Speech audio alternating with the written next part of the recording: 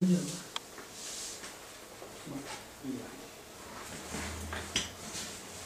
bahasa Indonesianya hikmat ilahi. Hikmat ilahi, divine wisdom.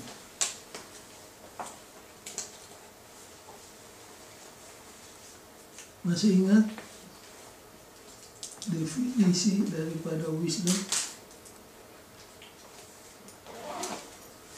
Apa itu wisdom? Kesanggupan untuk dapat memilih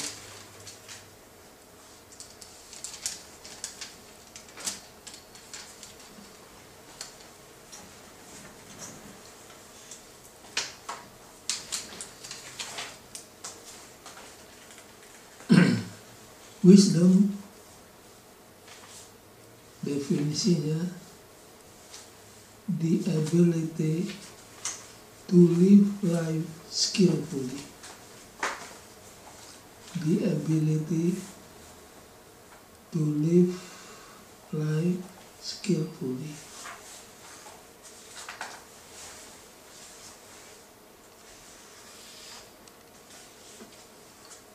Jadi dalam konsep orang Ibrani, bila mana berbicara tentang hikmah,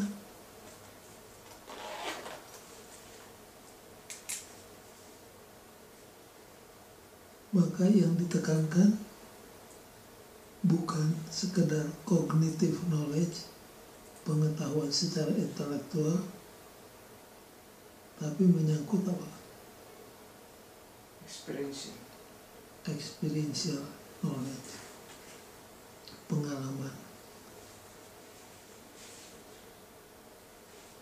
Wisdom dalam konsep Ibrani sifatnya lebih praktikal, down to earth, dibandingkan dengan konsep knowledge daripada orang Yunani.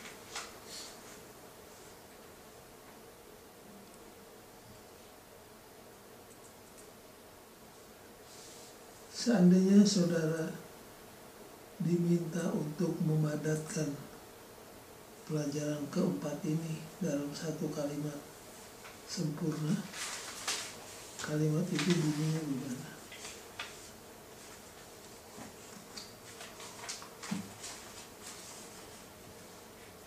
Tesis daripada pelajaran untuk sahabat ini.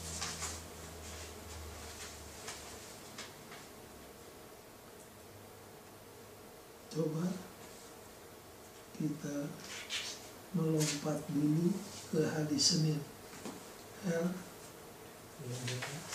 Buka hadis Senin. Paragraf pertama.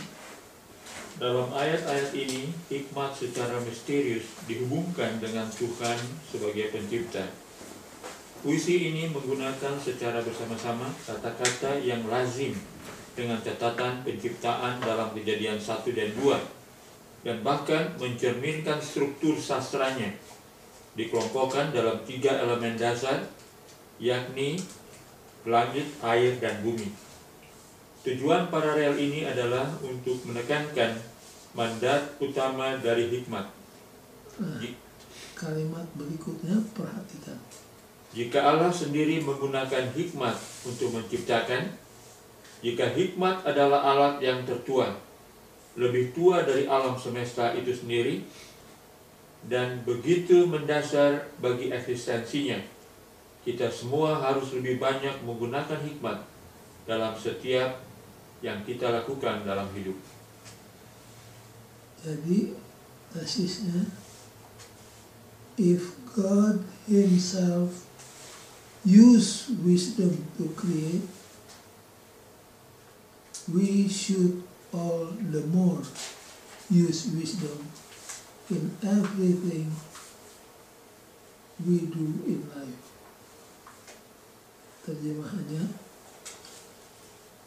kalau Tuhan sendiri menggunakan hikmat untuk menciptakan, maksudnya menciptakan langit bumi ini, maka kita harus lebih lagi menggunakan wisdom dalam segala sesuatu yang kita buat dalam hidup kita. Itu tesisnya. Kalau Tuhan sendiri menggunakan wisdom pada waktu menciptakan langit bumi dan isinya, maka kita harus lebih lagi menggunakan wisdom dalam segala sesuatu yang kita buat dalam hidup ini. Ingat, wisdom, apa terjemahannya? The ability to live life skillfully. Bersangkutan dengan sesuatu yang teoretik, praktikal, experiential.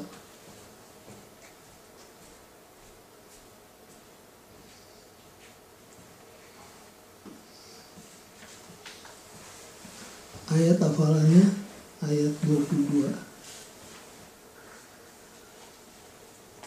Boleh seorang membaca?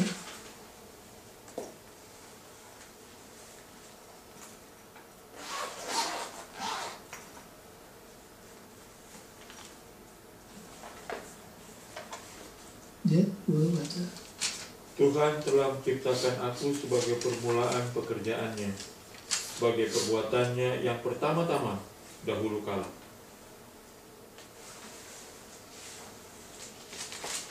Tuhan, apa bahasa Indonesia? Tuhan. Kalau bahasa Indonesia, the Lord. Tuhan telah menciptakan aku sebagai permulaan pekerjaannya, sebagai perbuatannya yang pertama-tama dahulu kala. The Lord possessed me at the beginning of His way, before His works of old. Tuhan memiliki aku pada permulaan jalannya, sebelum Dia melakukan sesuatu dahulu kala. Ini maksudnya apa? The Lord possess me. Me-nya ini siapa? At the beginning of His way. Sebelum menjadikan, Tuhan sudah memiliki aku. The Lord possess me.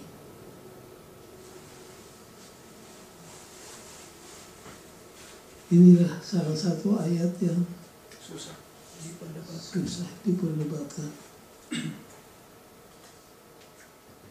Oke, nanti kita akan sampai ke situ.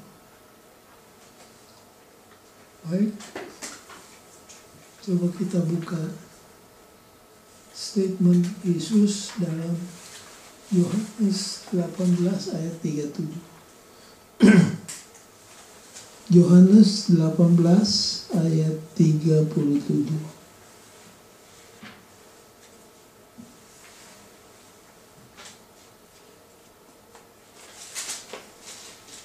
Ya.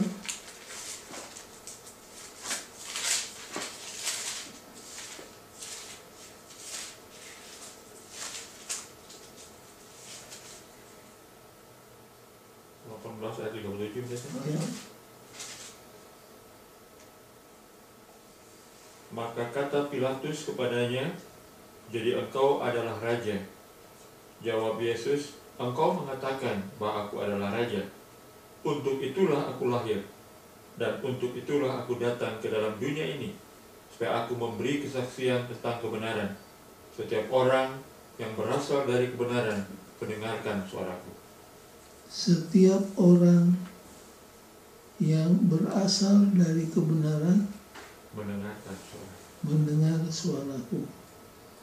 Pada waktu Yesus mengucapkan kalimat tersebut, lalu Pilatus bereaksi dengan menanyakan satu pertanyaan. Apa pertanyaannya? Apakah kebenaran itu? What is truth? Cuma sayang, sebelum Yesus jawab, dia sudah keburu pergi. Ini Pilatus. What is truth? Itu pertanyaan sangat penting untuk dijawab.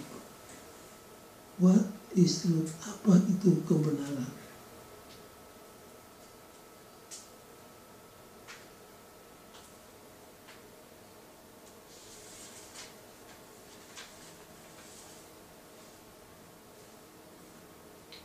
Kalau saudara ditanya, what is truth?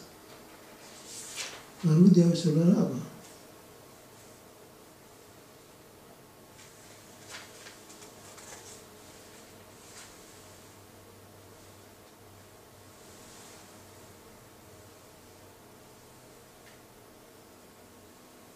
Seandainya sudah ada di situ, lalu mendengar Pilatus bertanya, what is truth? Jawabnya apa? Yang benar. Mengenal akan Tuhan. Pengenalan akan Tuhan.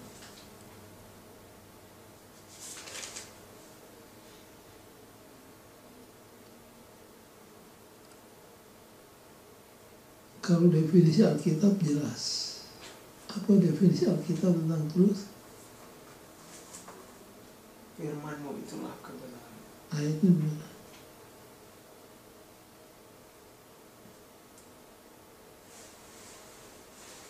Masih ingat ayatnya?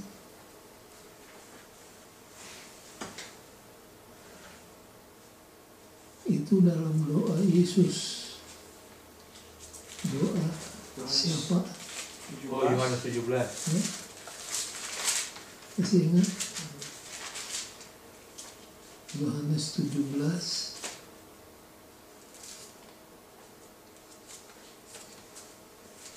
ayat yang ke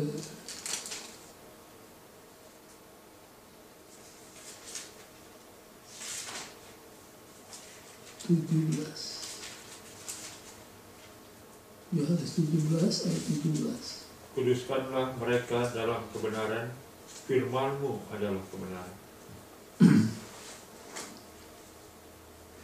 Firman-Mu adalah kebenaran. Apa lagi?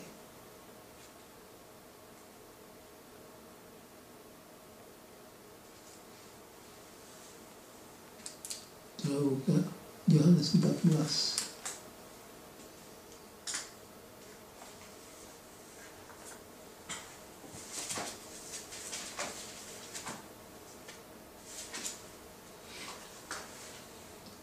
Ayatnya ke-6.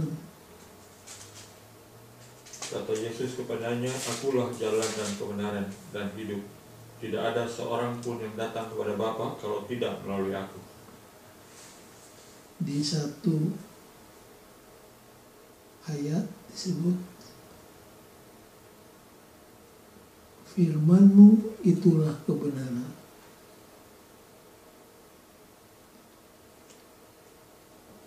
Lalu di Yohanes 14 ayat yang ke-6, akulah kebenaran. Jadi mana yang benar? Dua-dua. Karena firman itu ya adalah Yesus. Yesus itu firman yang telah menjadi manusia. Firman-Mu itulah kebenaran.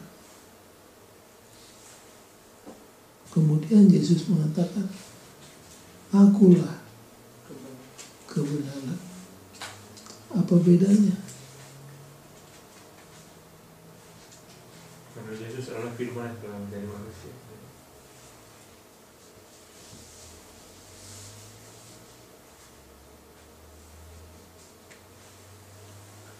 Firman Tuhan Firman Allah. secara doktrin, teologia, itulah kebenaran. Jadi semua pengajaran, semua doktrin, semua teologi harus dicek against the Bible. Kebenaran dalam bentuk propositional. Nah, kalau dikatakan oleh Yesus, akulah kebenaran, Yesus itu merupakan the embodiment of the truth, merupakan wujud yang nyata daripada kebenaran.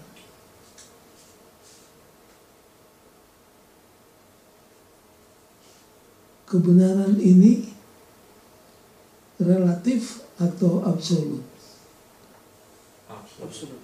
Absolut. Kenapa harus dimengerti hal ini? Karena sekarang ini orang mengajarkan kebenaran itu satu, sifatnya relatif. Yang kedua, contingent, bergantung kepada keadaan. Yang ketiga, kebenaran itu sifatnya cultural. Itu adalah ajaran manusia. Tapi ajaran Tuhan yang namanya truth itu adalah absolut.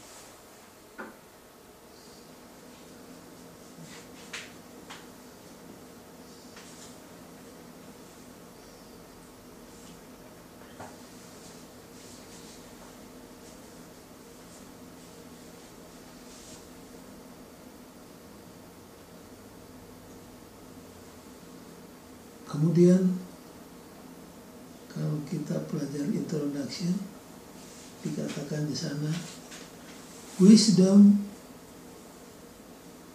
that wisdom is truth.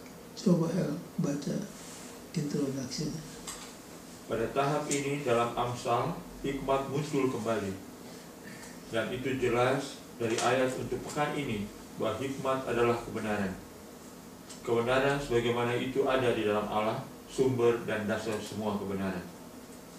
Penekanan pada karakter mutlak dari kebenaran memperlihatkan perbedaan antara beberapa pemikiran kontemporer, khususnya di Barat, di mana kebenaran dipandang relatif, berubah-ubah, bersifat budaya dengan kebenaran satu orang berbeda dari orang lain. Jadi kalau dibandingkan biblical teaching dengan contemporary thinking, kalau biblical teaching kebenaran itu mutlak, absolut. Kalau contemporary thinking kebenaran itu relatif, bergantung atas keadaan dan juga dipengaruhi oleh apa? Culture. Apakah culture harus kita buang? Tidak. Selama culture itu tidak menentang, tidak bertentangan. Kalau culture satu bangsa, satu suku is in harmony with the Bible teaching, biar saja culture itu dipegang oleh orang itu. Tapi kalau culture itu jelas-jelas bertentangan dengan kebenaran Alkitab, kita pilih yang mana? Kebenaran. Kita pilih kebenaran Alkitab.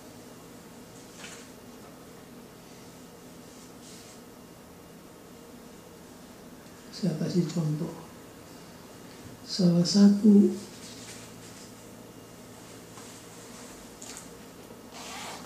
satu kesulitan yang dihadapi oleh para misioneri adalah masalah poligami.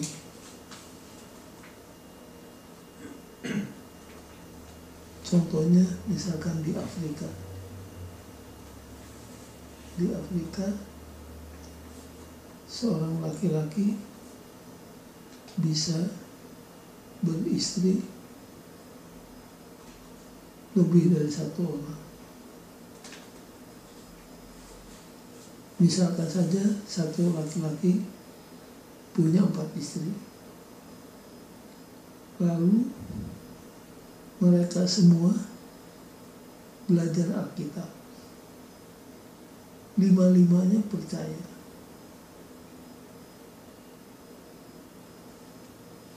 Lima-limanya minta dibaptis. Kalau saudara misioneri di situ, apa saudara punya jawaban?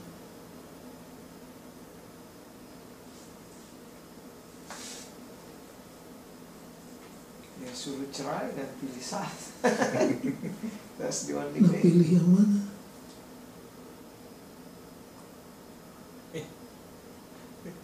Nah, ini masalah culture yang dihadapi sampai sekarang. Yang pertama apa ya? Mereka akur semuanya. Sama-sama 4 pertama. Suatu kali kami mengadakan pembahasan hal ini di kantor divisi di Singapura. Lalu waktu pertanyaan ini timbul, satu orang pelajar mengatakan, kita harus ikut Alkitab.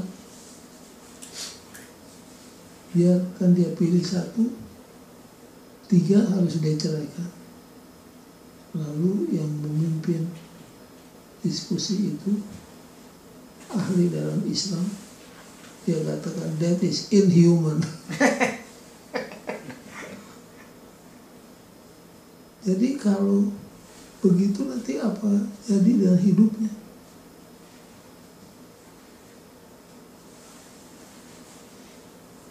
Ada yang menjawab, biarkan yang 3 itu jadi social wife tapi tidak biological wife. Wah, that is a good imagination. Ini terjadi. Culture membenarkan. Dan ini bukan cuma 1-2 case. Di mana-mana. Sampai sekarang masih dipikirkan apa yang mesti dibuat. Dulu di tempat saya kerja ada 1 orang pegawai Advent. Dia beragama Islam. Istrinya 2. Akur. Tidak ada percekcokan apa-apa. Lalu 3-tiganya belajar Alkitab. Sama pendeta Rifar Burhanuddin. 3-tiganya percaya. 3-tiganya minta dibaptis. Jadi daripada Ibu Hamil kan orangnya kreatif.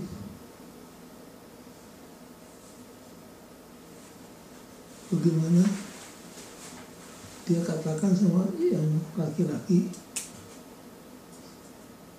kamu carilah teman yang dekat sama kamu, anjurkan supaya dia kawin, dapat teman lama, solve the problem. Tapi kan nggak semua case gampang begitu.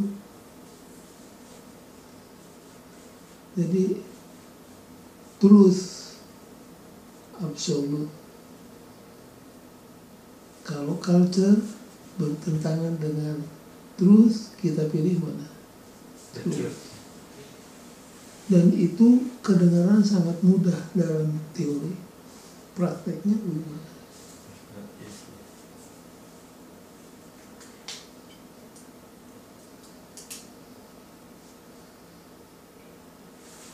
Tapi kan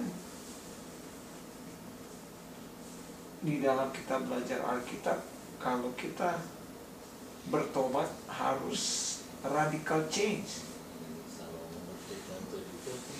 Betul. Radical change memang harus.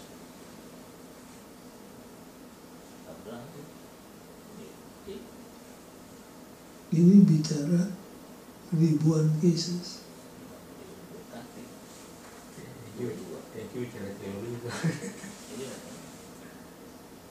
Ini menyimpang sedikit, tapi masih ada kaitannya. Masih ingat South Africa sebelum Nelson Mandela, apa mereka punya cap di negara itu yang terkenal masalah apa? Apartheid. Apartheid itu mengharuskan bahwa walaupun orang kulit putih minoritas, yang color black itu mayoritas, mulai dari presiden, kabinet, semua posisi-posisi yang penting negara itu dipegang oleh siapa? Orang putih. Orang putih. Itu bukan dongeng. Orang putihnya minoritas, orang hitamnya mayoritas, tapi pemerintahan dipegang oleh minoritas. Nah ini dampaknya sampai ke gereja kita. Di gereja kita, ketua uni, semua ketua daerah, direktur ini, manajer ini, semua harus orang putih. Jadi waktu di GC tercetus, apakah kita gereja Advent harus ikut apartheid? Kan kita ini percaya Alkitab lebih daripada percaya manusia. Karena ketua uni terus-terusan orang putih, ketua daerah, pendeknya semua posisi kunci di tangan orang putih. Padahal anggota mayoritas adalah orang itu. Sampai ada kata, bagaimana dengan Galati 3 atau 2? Apa kita harus ikut pemerintah? Neil Wilson yang chair rapat itu, saya ikuti betul. Dia bisa bilang, saudara-saudara, memang kita ikut Alkitab. Di depan Tuhan tidak ada perbedaan putih hitam. Semua orang harus dapat kesempatan untuk memegang jabatannya. Tapi kalau peraturan pemerintah setempat memang ketat demikian, ya saudara, saya nggak bisa mendikte saudara. Bijaksanalah. Bagaimana caranya? Saya sendiri nggak tahu. Kalau misalkan di satu daerah bisa ketua daerahnya orang hitam, saya tidak keberatan. Tapi tentunya nanti saudara akan berhadapan dengan pemerintah yang di atas. Itu terjadi.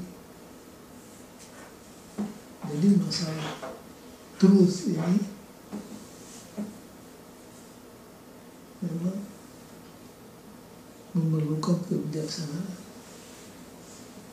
Masalah sosial, masalah organisasi. Walaupun teorinya sih enak, kebenaran itu absolut, kebenaran itu lebih tinggi daripada culture, lebih tinggi dari peraturan pemerintah. Tapi dalam aplikasinya umat Suka. suka.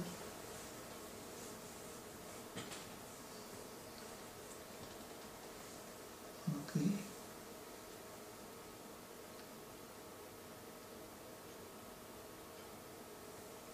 Baik, kita masuk di bagian yang pertama ya. Itu sekedar introduksi.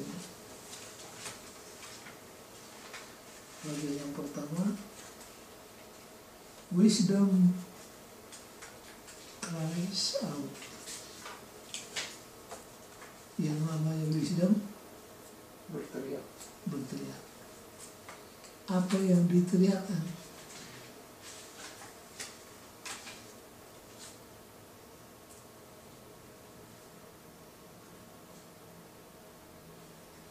Yang diteriakkan itu apa?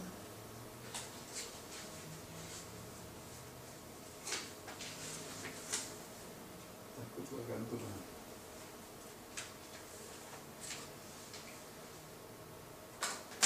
Apa? Apa yang diteriakkan oleh Ayat wisdom? 11. Bagi 11. Takut akan Tuhan. Takut akan Tuhan. Coba kita baca dulu ayatnya. Amsal 8. Kita tidak akan baca semua ayat, itu sudah coba baca di rumah. Kita akan ambil sebagian. Siapa sudah dapat Amsal pasal 8 mulai ayat 1? Bukankah hikmat berseru-seru dan kepandaian memperdengarkan suaranya? Di atas tempat-tempat yang tinggi, tepat jalan, di persimpangan jalan-jalan di sana ia berdiri. Di samping pintu-pintu gerbang di depan kota, pada jalan masuk ia berseru dengan nyaring. Hai para pria, kepadamulah aku berseru, kepada anak-anak manusia kutujukan suaraku. Hai orang yang tak berpengalaman, tuntutlah kecerdasan. Hai orang bebal, mengertilah dalam hatimu. Dengarlah, karena aku akan mengatakan perkara-perkara yang dalam, dan akan membuka bibirku tentang perkara-perkara yang tepat. Karena lidahku mengatakan kebenaran, dan kepastikan adalah kekejian dari bibirku. Segala perkataan mulutku adalah adil, tidak ada yang belat-belit atau serong. Semua itu jelas bagi yang cerdas, lurus bagi yang berpengalaman. Terimalah didikan lebih daripada perak, dan pengetahuan lebih daripada emas kulit pilihan. Karena hikmat lebih berharga daripada permata. Oke. Hikmat lebih berharga dari permata. Sudah saya katakan permata. Berharga. Satu butir berapa?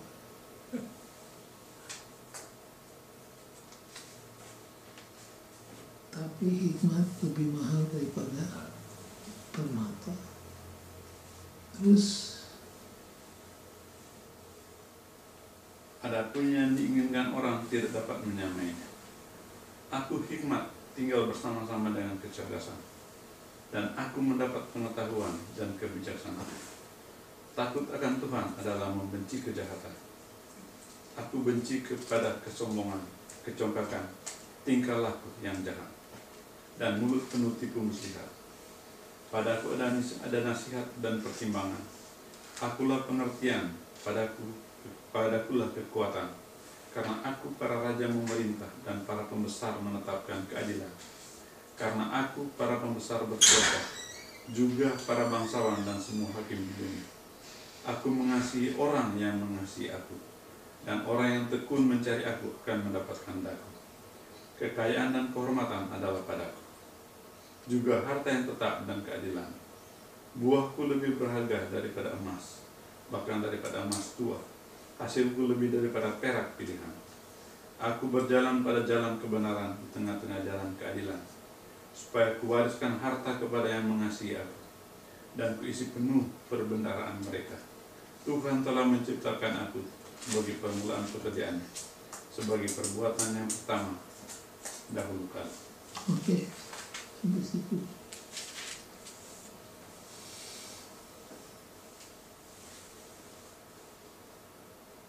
Hikmat begitu penting sehingga itu harus menjangkau semua orang.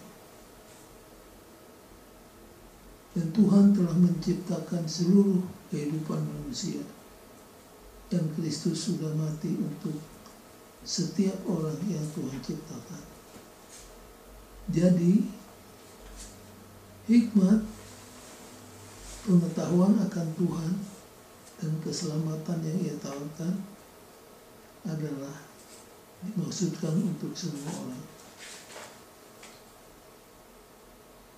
Jadi, wisdom digambarkan dengan seorang yang sangat vokal, berteriak, mengangkat suara, memanggil, berbicara, membuka mulut. Jadi kesannya apa? Kalau sudah baca ayat-ayat ini, kesimpulannya apa?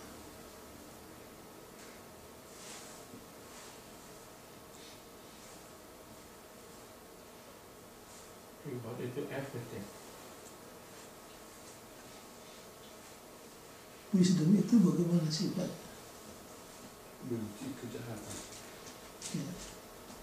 Wisdom itu membenci dosa, membenci kejahatan, dan selalu mengatakan awas, awas, awas,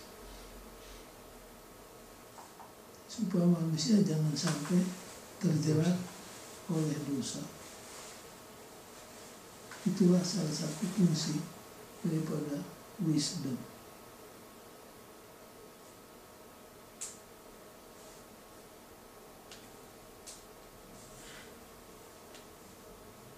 Dan biasanya ada dua kemungkinan respons daripada orang yang mendengar suara wisdom. Ada orang begitu diamarkan bahwa di depan ada bahaya, orang itu menghindar. Tapi Amsal Solomon katakan orang bodoh mendengar wisdom berteriak-teriak, ada bahaya di depan, dia apa? Dia jalan terus, lalu terperangkap oleh pencobaan itu.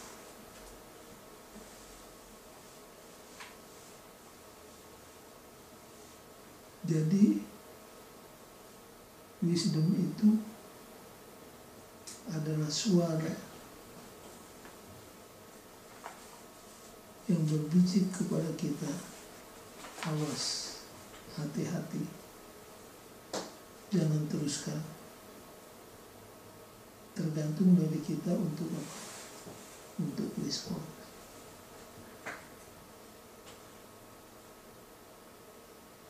Kemudian di bagian keduanya, ayat 10 dan 11. Baca ulang. Pasal 8 ayat 10 dan 11. Terimalah didikan lebih daripada perak, dan pengetahuan lebih daripada emas pilihan. Lebih daripada perak, lebih daripada emas. Karena hikmat lebih berharga daripada permata. Apapun yang diinginkan orang tidak dapat menyamainya. Apalagi yang lebih mahal daripada permata. Tapi Alkitab katakan wisdom itu lebih mahal daripada perak, daripada emas, daripada permata.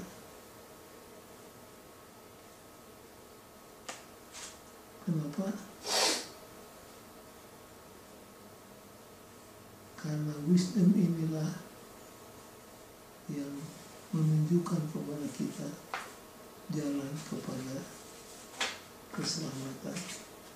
Itu sebabnya wisdom diukur, dipatok lebih mahal daripada permata sekalipun.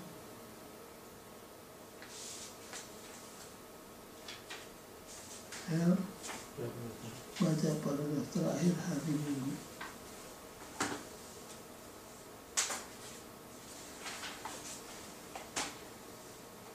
Begitu banyak orang yang hidup dan sebagian sudah meninggal dalam ketidaktahuan, kebodohan, dan kegelapan.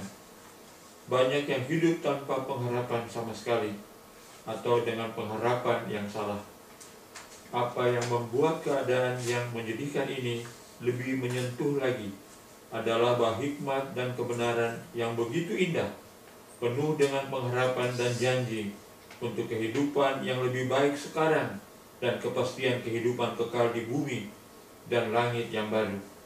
Semua berkat pengorbanan Kristus Yesus. Semua kekayaan di dunia ini tidak berarti apa-apa dibandingkan kepada pengetahuan akan Allah. Semua kekayaan di dunia ini tidak berarti apa-apa dibandingkan dengan Kepada pengetahuan akan Allah. pengetahuan akan Allah. Jadi wisdom mengingatkan yang paling penting adalah keselamatan. Kita harus benci dosa, kita harus benci kejahatan. Kalau baca tulisannya Nyonya White katakan begini: Kristus membenci dosa, tapi mencintai orang berdosa. Kita terbalik, kita benci orang yang berdosa, tapi kita cinta akan dosa.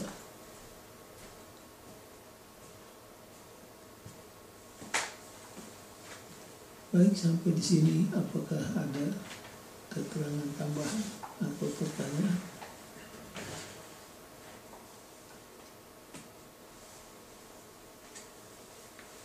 Jadi wisdom itu selalu mengajak kita untuk mengutamakan keselamatan. Tapi karena kita sudah dipengaruhi oleh dosa, seringkali selera kita memilih yang lain.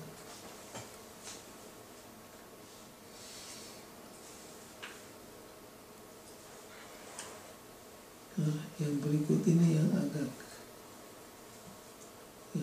sulit. Hikmat dan apa? Penciptaan. Hikmat dan penciptaan.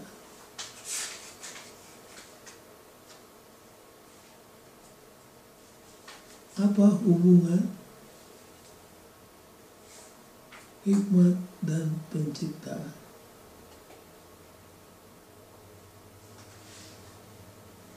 Dalam hal apa saudara melihat hikmat Tuhan pada waktu penciptaan? Masih ingat waktu Tuhan hendak menciptakan Adam dan Hawa? Sebelum Adam dan Hawa diciptakan, apa yang lebih dahulu diciptakan Tuhan? Alam semesta.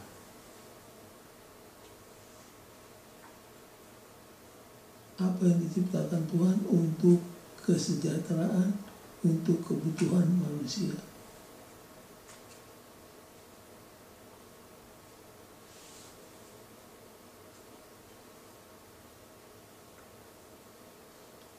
Pertama-tama harus diingat kebutuhan daripada Adam. Kapan Tuhan ciptakan Hawa? Di saat Adam merasa membutuhkan seorang penolong.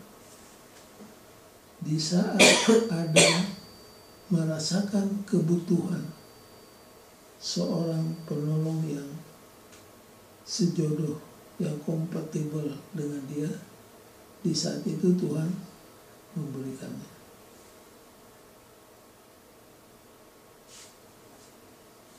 sebelum manusia diciptakan, apa yang lebih dahulu diciptakan oleh Tuhan? Terang, apa lagi? Binatang. Kalau saudara perhatikan, pada waktu Adam diciptakan, semua nampaknya sudah all in.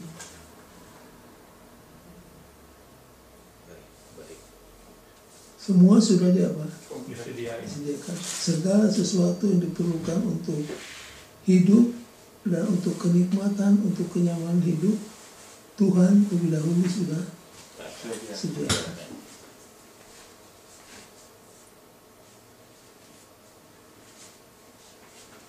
Kalau saudara pelajari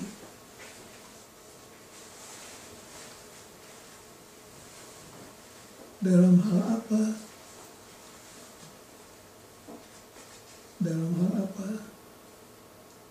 kebijaksanaan Tuhan kelihatan pada waktu penciptaan.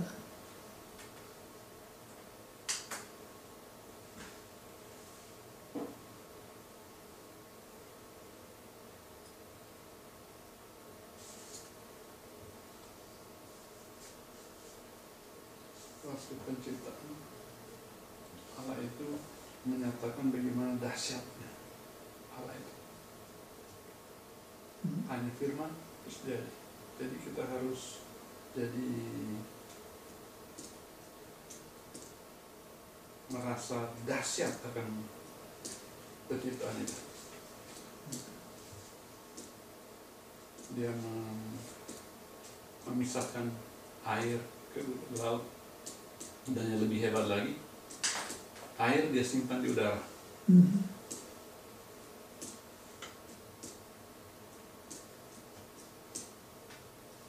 Itu yang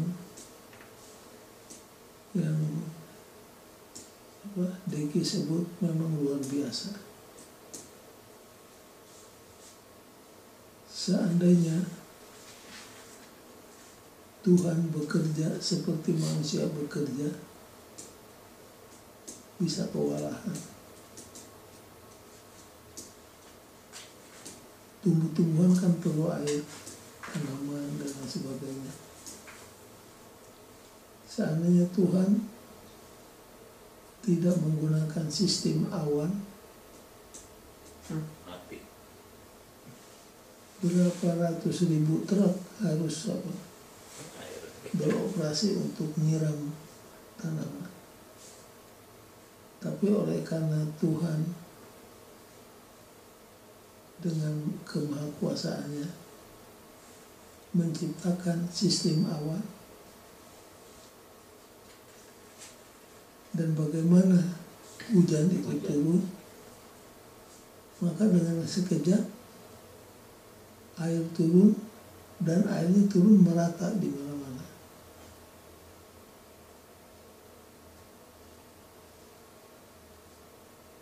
Dan manusia berusaha untuk meniru apa yang Tuhan buat, menciptakan apa? Hujan buatan. Tapi harganya sangat lebih mahal. Sangat mahal.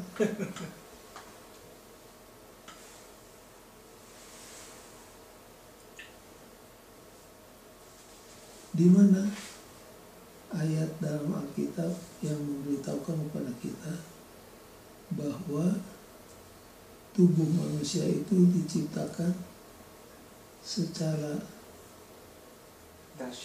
dahsyat dan ajaib. Yesaya. Masih ingat coba buka Mazmur. Jauh yang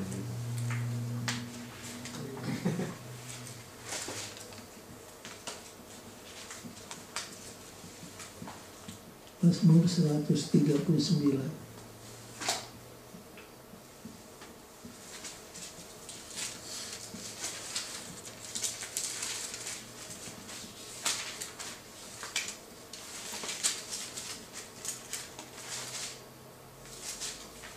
Ayat 13-14.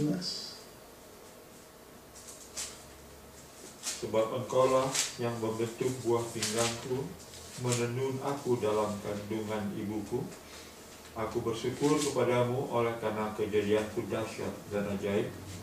Ajaib apa yang kau buat, dan jiwaku benar-benar menyadarinya. Kita ambil saja otak manusia.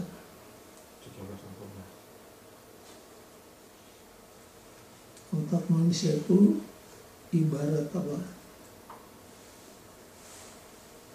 Komputer. Ada seorang saintis mengatakan, seandainya manusia harus membuat komputer yang canggih seperti otak manusia, maka komputer itu harus sebesar gedung Empire yang sudah hancur. Tidak habis-habisnya.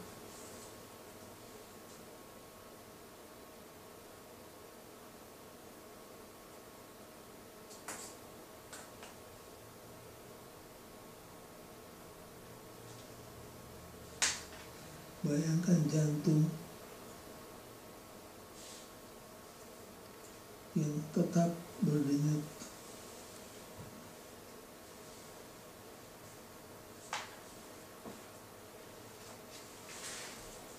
Itu semua mengajak kita untuk merenung betapa hebatnya ciptaan Tuhan.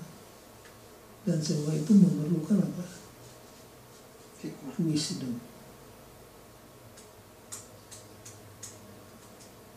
Masih ingat cerita seorang petani, tukang kebun yang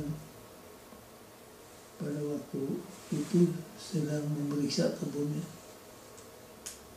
Lalu dia bicara kepada dirinya, Tuhan ini tidak bijaksana.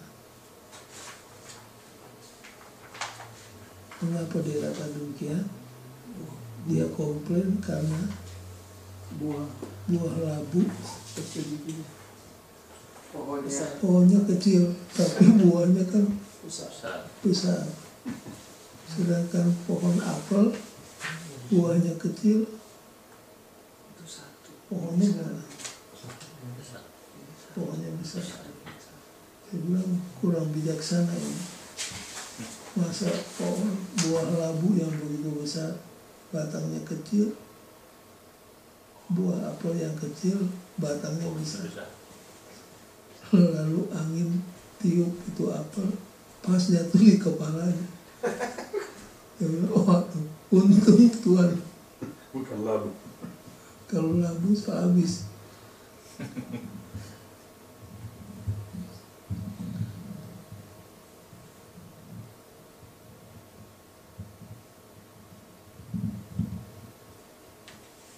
Memang salah satu kedahsyatan Tuhan, kehebatan Tuhan adalah kalau lihat tubuh manusia. Itu satu keajaiban yang luar biasa. Dan orang-orang Jepang waktu membuat alat-alat besar, itu semua niru dari siapa? Dari tubuh manusia. Alat-alat untuk ngeruk tanah, untuk pembangunan.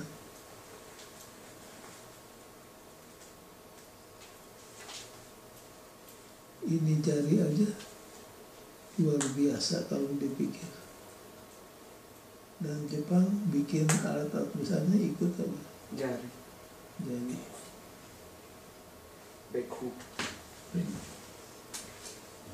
Nah, kalau Tuhan menggunakan hikmat dalam menciptakan bumi dan segala isinya, maka kita pun harus menggunakan hikmat untuk menjalani kehidupan kita. Itulah tesis daripada pelajaran yang keempat ini.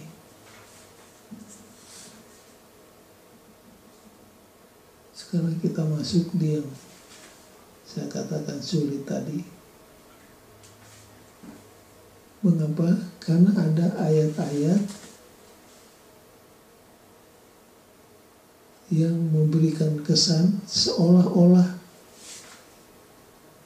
hikmat yang disebut dalam pasal yang ke-8 ini refer kepada siapa? Kepada Yesus. Jadi ada ajaran dari saksi Yehova yang menggunakan Amsal 8 ini untuk membuktikan bahwa Yesus itu ciptaan.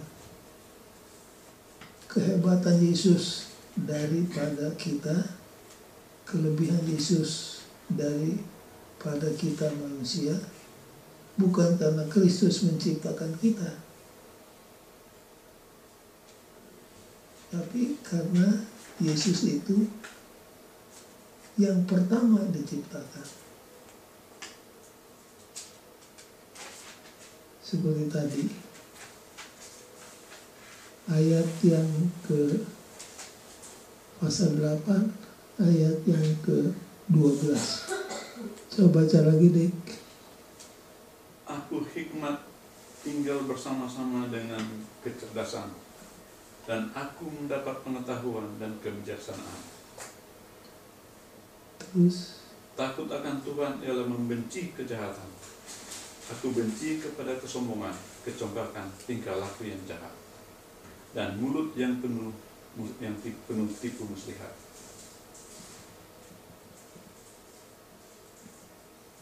nah kalau baca terus, orang bisa saja mengambil kesimpulan bahwa lihat di Amsal yang ke-8, wisdom, yaitu Kristus, ada di samping Tuhan waktu menciptakan manusia.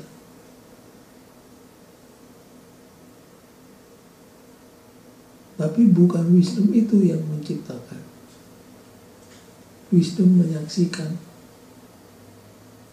Tuhan menciptakan. Kristus itu bedanya dengan kita karena dia yang diciptakan pertama. Nah, kalau seandainya besok lusa sudah ketemu dengan saudara-saudara kita dari saksi Yehova, ayat ini pasti akan keluar, pasal 8 dari buku Amsal. Dan mereka mengatakan, lihat, di sini Kristus adalah wisdom. Waktu bumi dijadikan, wisdom sudah ada. Tapi bukan wisdom yang menciptakan. Yang menciptakan tetap Tuhan. Jadi Kristus itu adalah the first of all God's creation. Nah, kemudian sekarang kita harus mempelajari apa yang disebut hermeneutics. Hermeneutics itu adalah ilmu untuk menafsirkan Alkitab. Salah satu prinsip daripada hermeneutik adalah kalau kita belajar Alkitab lalu menemui ayat-ayat yang sukar untuk dimengerti, maka jalan keluarnya ialah biarlah ayat-ayat yang kabur, yang susah dimengerti, diterangkan oleh ayat-ayat yang jelas dan mudah dimengerti. Kalau kita dari gereja Advent, kita pelajari dulu ayat-ayat yang jelas. Misalkan Yohanes 1 ayat 1 sampai 3. Kalau itu jelas sekali bahwa pada mula pertama adalah firman. Firman itu bersama dengan Allah. Dan firman itulah juga Allah. Itu kan jelas. Jadi kalau ada ayat-ayat yang kabur seperti ini, ayat ini harus diterangkan melalui ayat-ayat yang jelas tadi. Nah, saudara-saudara kita dari Saksi Yehova, mereka senang main di mana? Yang kurang jelas. Di ayat yang suram. Jadi bingung sendiri. Ada ayat yang jelas, mereka sukanya main di mana? Di ayat yang kabur. Jadi seperti ini. Apakah benar wisdom itu mengabarkan Yesus?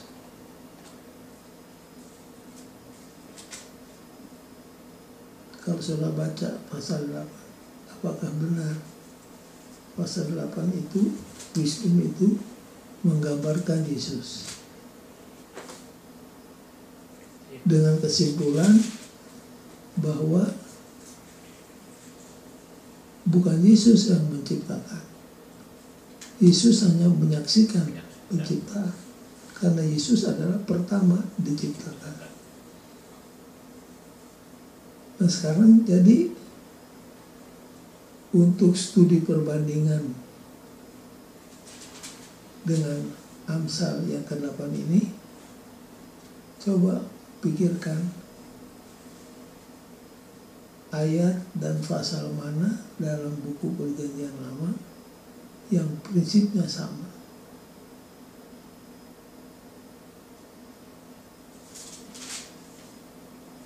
Oke, saya kasih Yehezkiel 28.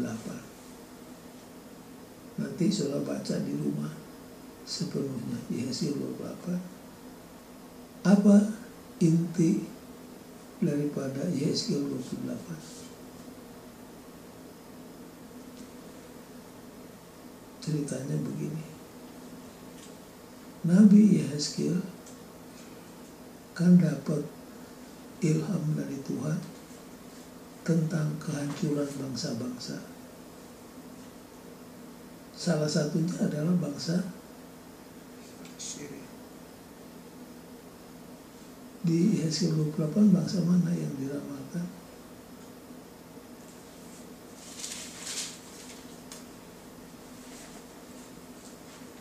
So kita ambil. Nah ini penting sekali untuk saudara ketahui. Yehezkiel 28. Tirus. Oke.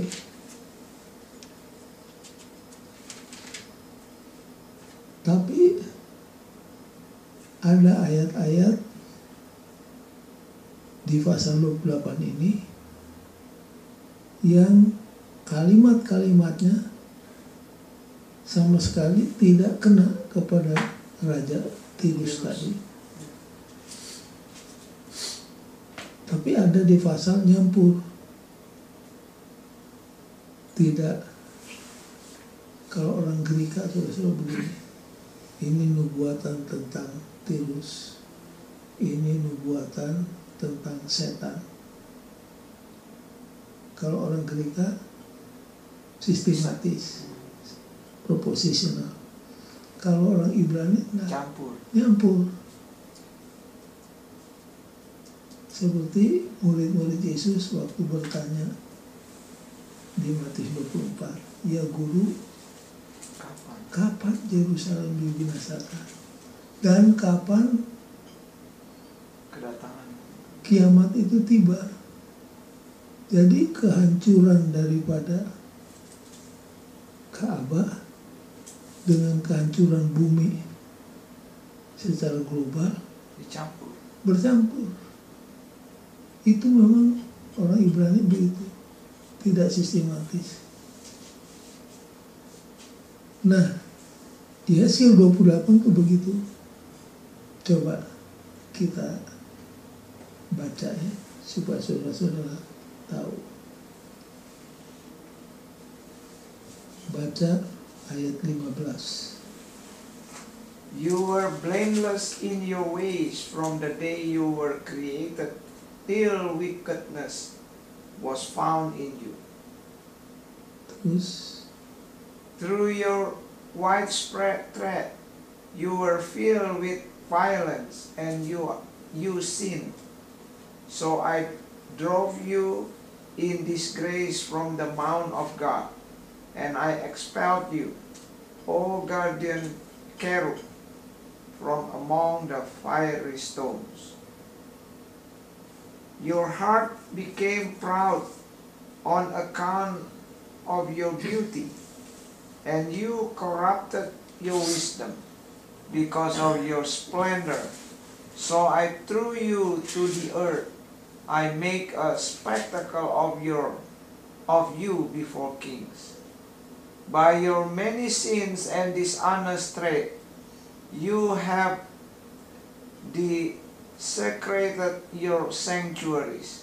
So I made a fire come out from you, and it consumed you, and I reduced you to ashes on the ground in the sight of all who were watching.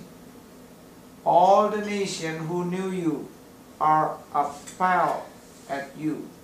You have come to a horrible end and will be no more.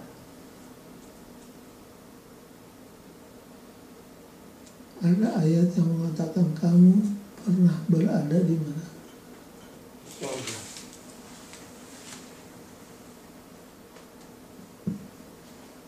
Ini bicara tentang Lucifer. Iya. Kamu sudah pernah berada di Taman Eden.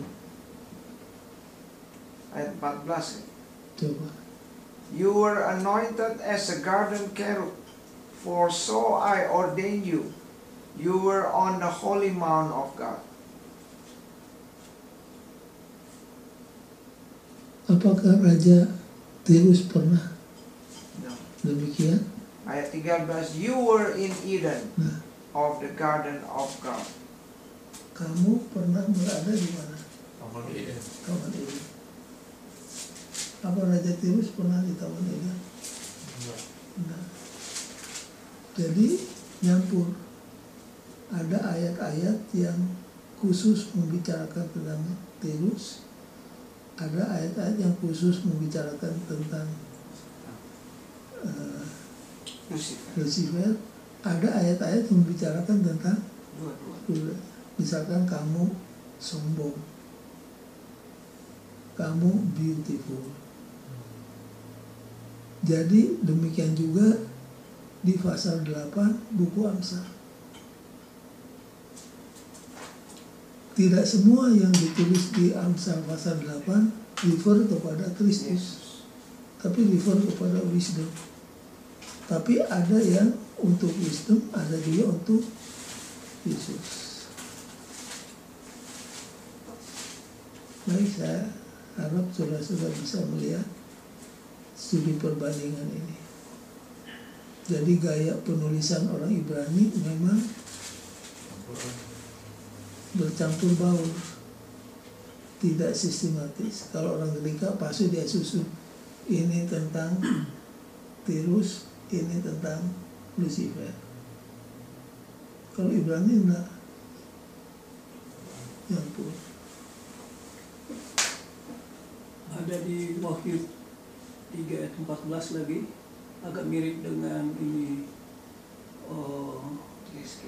bukan yang tadi yang di buku Amsal. Dan tuliskanlah kepada malaikat jemaat di Laodikia, inilah firman dari Amin, saksi yang setia dan benar, permulaan dari ciptaan Allah. Jadi mereka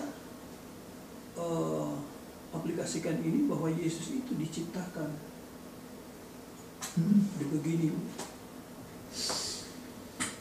mana kira-kira itu ya? Baik, itu tentang wisdom and creation.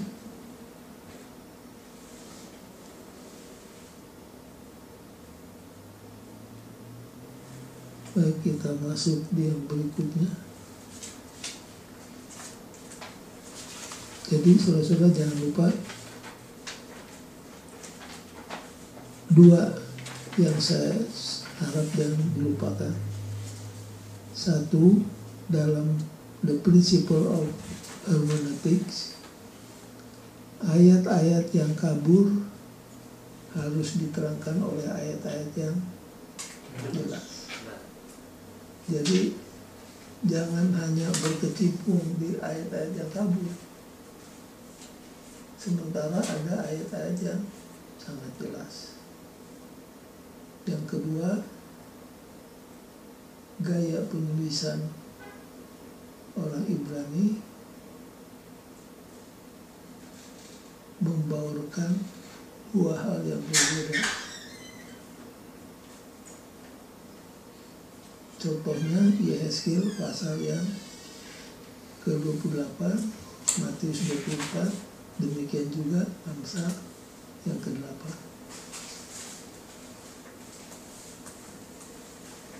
Rejoicing in creation. Apa pelajaran dari hari Kamis?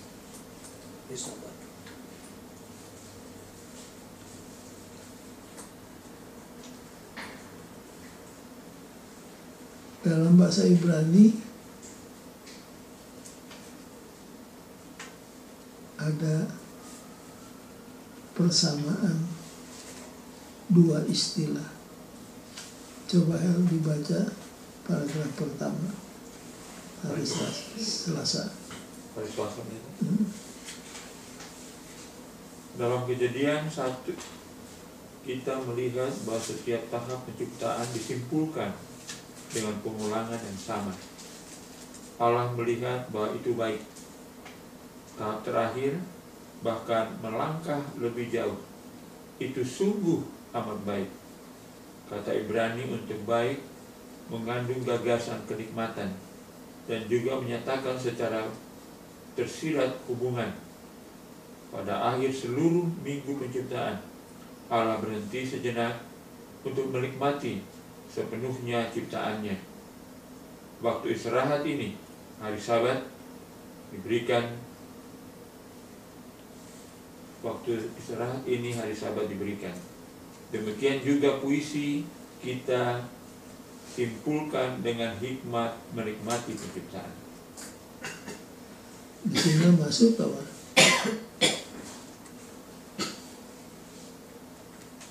Sesudah Tuhan selesai menciptakan, lalu apa? Istirahat. Ini maksudnya rejoicing in creation.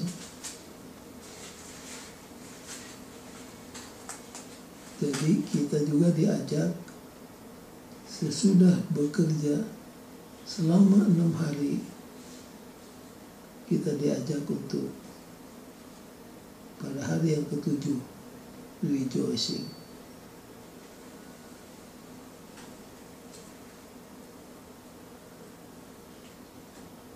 Amsal pasal 8 ayat yang ke-30-31.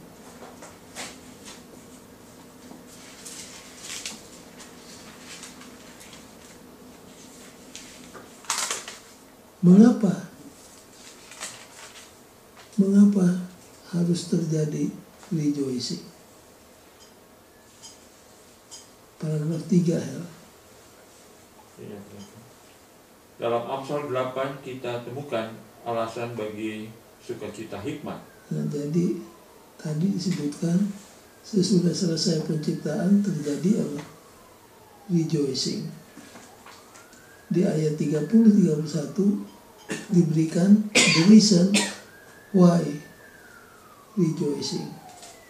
Baca. Sukacitaku adalah bersama-sama anak-anak manusia. Pada akhir minggu penciptaan, pada hari Sabat, Allah masuk ke dalam suatu hubungan dengan manusia. Aplikasi langsung dari perhentian dan sukacita ilahi setelah minggu bekerja memiliki implikasi bagi pengalaman manusia akan hari Sabat. Mengikuti pola penciptaan, manusia juga dapat melihat kembali pada pekerjaannya yang telah selesai dengan sukacita, kesenangan, dan kepuasan. Dengan cara ini, manusia bisa bersukacita bukan hanya dalam ciptaan Allah, tapi juga dalam tanggung jawab pengelolaannya, bukan eksploitasi atas ciptaan. Siapa yang tulis? Gerhard Hazel. Sudah tahu kan dia? Gerhard Hazel itu salah seorang profesor Old Testament di Andrews. Dialah topnya Advent. Bukan cuma di kalangan Advent, dia disegani di kalangan profesor-profesor di luar. Saya duduk di kelasnya, memang brilian. Khotbahnya hebat, mengajarnya bagus. Cuma sayang mati muda. Lagi ikut rapat, dia bawa mobil sendiri. Keluar dari rumah, ditabrak, mati. Satu lagi di Australia, itu juga jago Old Testament. Jadi ada anak-anak, katakan awas, yang ambil Old Testament, diincar setan. Berturut-turut. Biasa. Jadi kenapa wisdom rejoicing?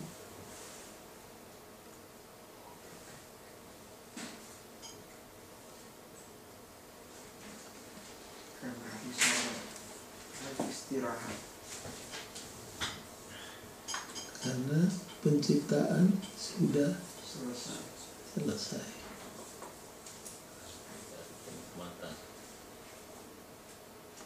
Biasanya kalau kita sudah kerja keras dan kerja keras kita itu sudah menghasilkan, kita ambil waktu untuk apa? Istilahnya apa kalau dalam bahasa Inggris? Vakansi. Vacation. Celebration. Kita celebrate. Kita sudah ujian dan kita lulus dari ujian yang susah. Kita pergi ke mall, ke tempat ice cream, kita makan ice cream,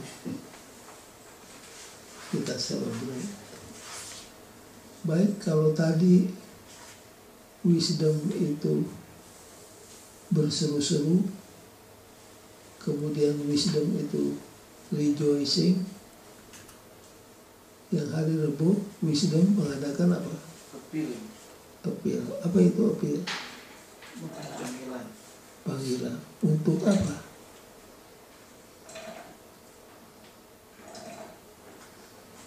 Apa panggilannya?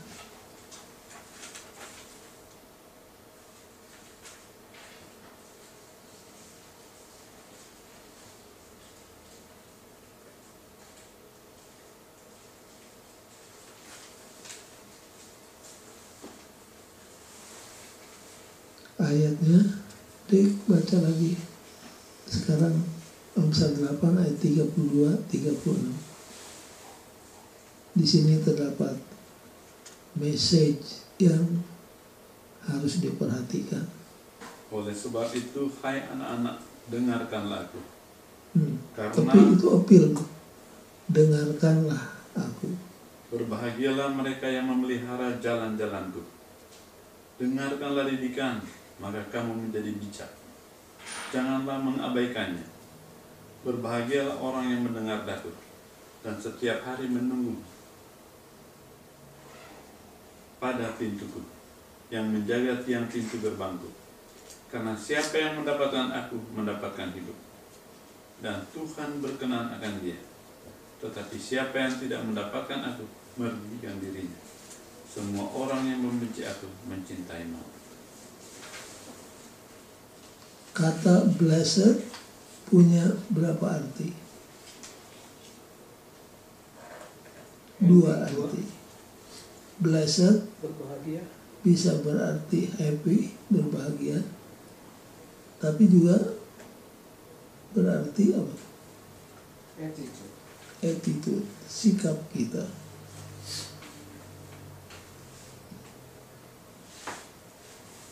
Bagaimana seharusnya sikap kita?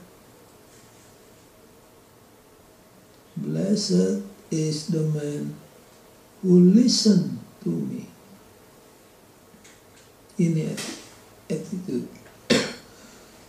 Berbahagialah orang yang mendengar kepada suara.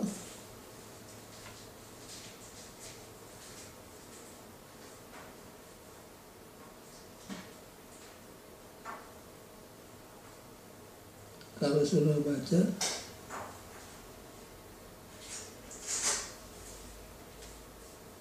alarm clock di Alkitab siapa?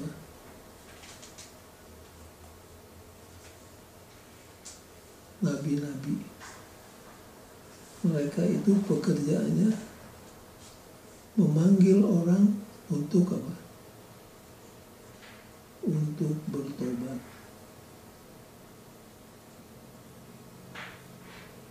Saya kasih contoh.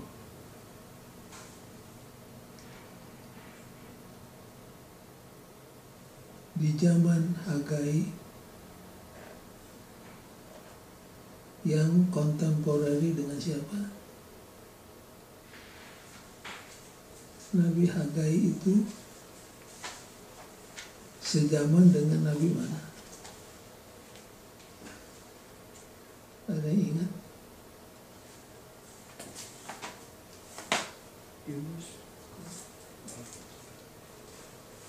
Hagai sejaman dengan Sakaria. Kalau sudah baca, Hagai memanggil orang untuk, ada yang ingat nggak? Apa panggilan Hagai?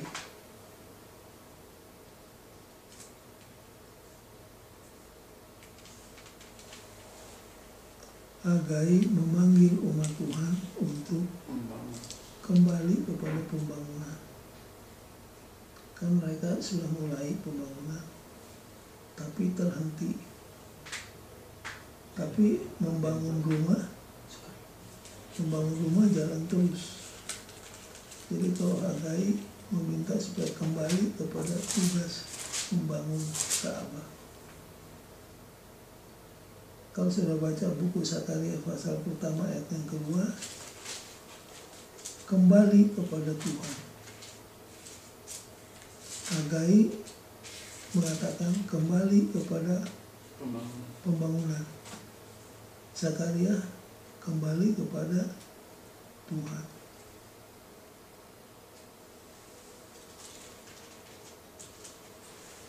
Mana yang mendasar? Kembali kepada doing something atau kembali kepada the person, yaitu Tuhan.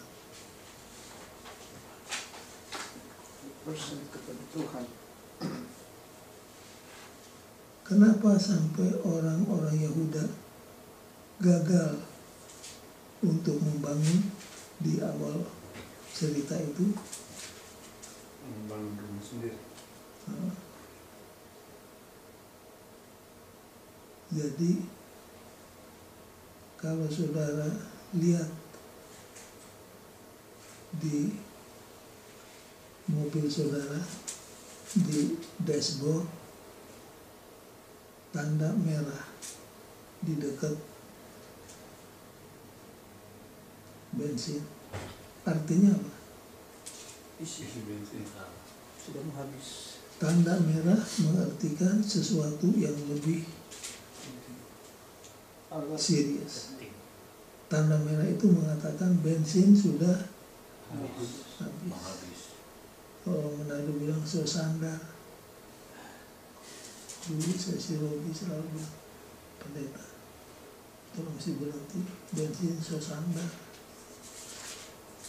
Itu si merah lampunya.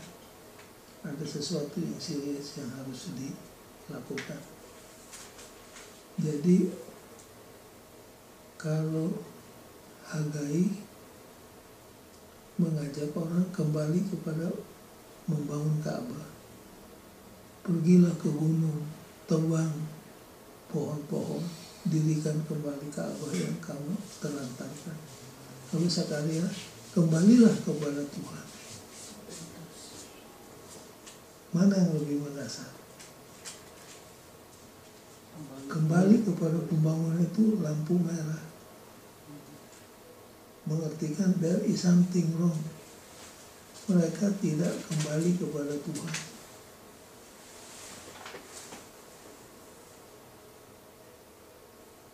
Dua-duanya adalah wisdom. Wisdom itu memanggil kita pertama-tama kepada Tuhan. Itu revival. Baru sudah itu memanggil kita kepada pembangunan. Dua-duanya berjalan sama-sama. Dan wisdom itulah yang menggerakkannya. Jadi wisdom's appeal itu panggilan daripada wisdom supaya kita mengadakan revival and reformation. Kembali kepada Tuhan. Kalau kita kembali kepada Tuhan, yang lain akan fall into places. Baik, in closing,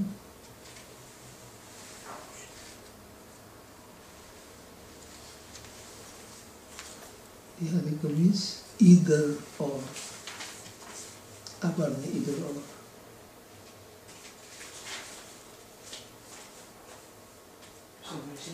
Pilih salah satu. Pilih salah satu. Apa yang harus kita pilih? Kembali pada Tuhan. Apa yang harus kita pilih? Hikmah. Hikmah.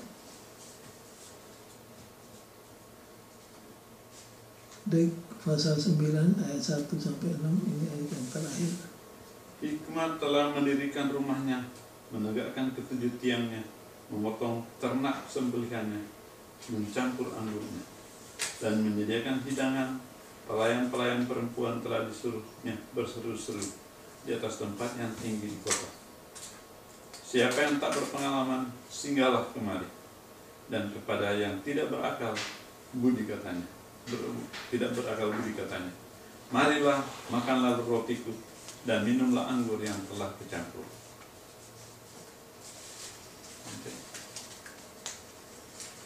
Baik. Jadi wisdom opposite-nya apa? Fully. Folly. Apa itu folly? Kebodohan.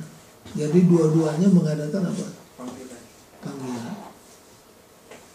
Panggilan wisdom dan panggilan folly.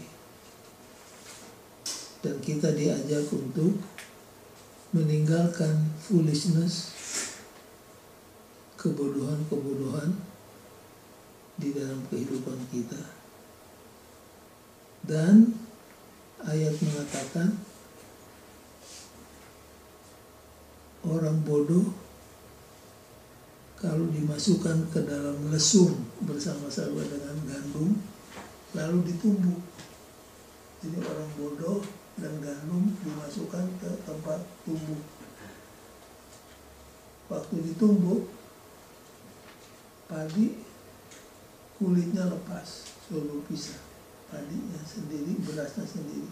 Tapi orang bodoh Lengket terus. lengket terus, ya sudah ditumbuk. dalam musuh. Ajakannya adalah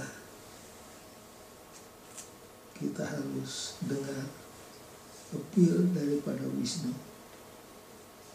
dan jangan gubris appeal daripada foolishness.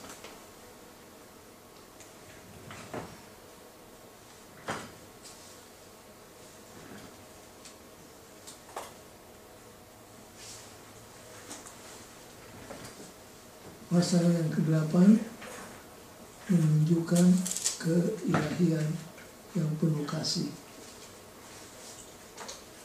dalam fellowship yang penuh kesukaan dalam penciptaan, dan Kristus yang telah turun untuk menjadi pengantara antara the Godhead and makhluk yang sangat terbatas. Jadi pasal 8 daripada buku Amsal memang membicarakan Kristus, tapi tidak semua ayat-ayat membicarakan Kristus, seperti halnya Yesaya pasal 28. Ada ayat yang membicarakan tentang Raja Tirus, ada ayat yang membicarakan tentang Lucifer, tapi ada juga ayat yang sama-sama membahas. Jadi kuncinya Yesaya 28. Ayat-ayat yang kabur harus diterangi oleh ayat-ayat yang jelas. Kalau mereka mainnya di ayat yang apa? Kabur. Yang kabur. Pasal 2.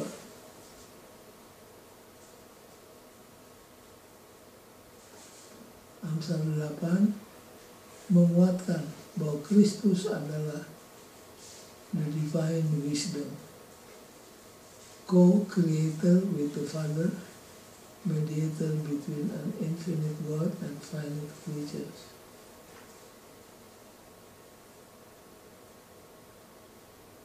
Jadi ini ayat yang terang, ayat yang jelas.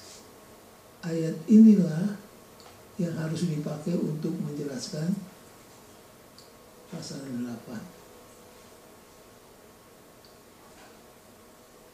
Kalau mereka enggak, ayat ini disembunyikan, ditonjolkan ayat ini, bingung sendiri, salah sendiri.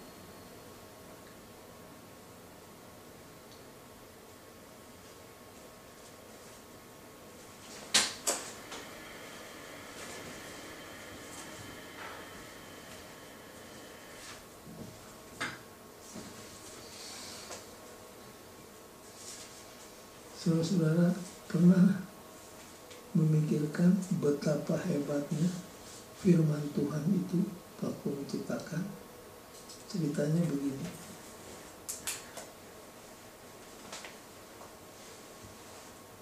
Sains memberitahukan ada yang disebut matter, ada yang disebut energy.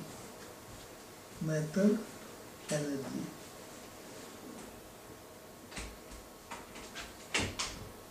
Menurut saintis sekarang ini, benda matter dengan energi peraga itu bisa interchangeable. Artinya matter bisa berubah jadi energi, energi bisa diubah menjadi matter. Nah, waktu bom atom meledak, itu yang disebut atom itu sangat kecil. Tapi dalam proses peledakan, tenaganya bagaimana? Besar. Sampai 2 kota hancur total. itu adalah matter berubah menjadi apa? Energi. Atomnya mana? Kecil. Namanya aja bom atom, kecil sekali. Tapi waktu diubah menjadi energi, energinya bisa dilihat dari kehancuran dua kota.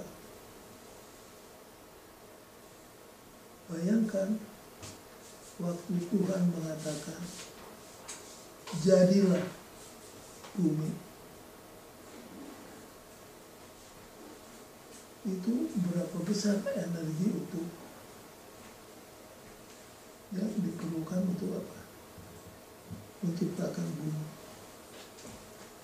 Tidak bisa dibayangkan. Jadi matter and energy are interchangeable. Manusia bisa mengubah matter, benda, menjadi energi. Kalau Tuhan bukan hanya mengubah matter jadi energi, tapi energi jadi matter. Jadi waktu Tuhan berkata, let there be ini, let there be itu energinya berapa banyak, berapa dahsyat kita tidak tahu. Itulah keajaiban daripada Tuhan. Kemudian ini tesis pelajaran keempat. Kalau Tuhan sendiri menggunakan wisdom untuk menciptakan, kita harus lebih lagi menggunakan wisdom dalam everything we do in life. Apapun yang kita kerjakan dalam hidup kita, gunakan apa? Wisdom. Okay, God bless all of you.